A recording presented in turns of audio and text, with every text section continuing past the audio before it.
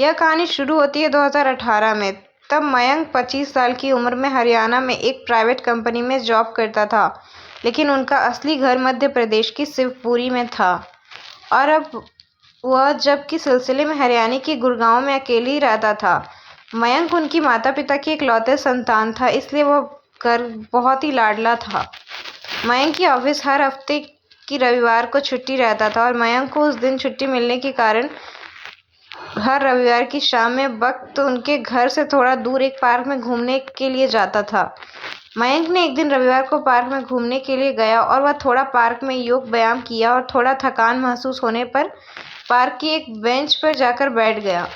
मयंक बैठा ही तभी देखा कि उसके पास वाला एक बेंच पर एक औरत साथ एक बच्ची बैठी है और मयंक देखा कि वह औरत थोड़ा उदास है। मयंक ने नज़रअंदाज करते हुए पार्क की चारों तरफ नज़र घुमाकर देखने लगा। कुछ ही देर बाद जाने मयंक की नज़र उस बेंच पर पड़ी तो देखा कि वह औरत और बच्ची वहाँ नहीं है। थोड़ा शाम के अंधेरे भी हो चुका था। तभी मयंक ने उस बेंच पर धुंधला धुंधला सा नज़र से देखा कि एक लाल रंग कोई चीज़ पड़ा है।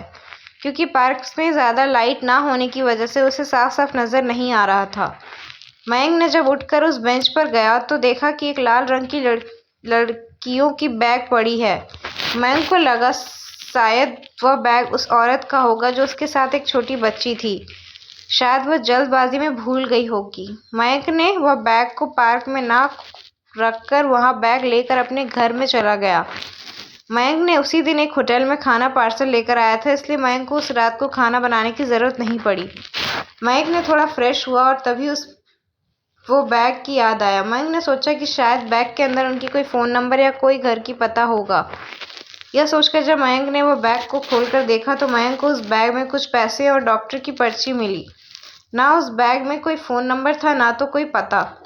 मयंक ने डॉक्टर की पर्ची देखा तो उसे पर्ची में डॉक्टर का पता दिया हुआ था और वह डॉक्टर का चैम्बर मयंक के घर से आधा घंटे की दूरी पर था।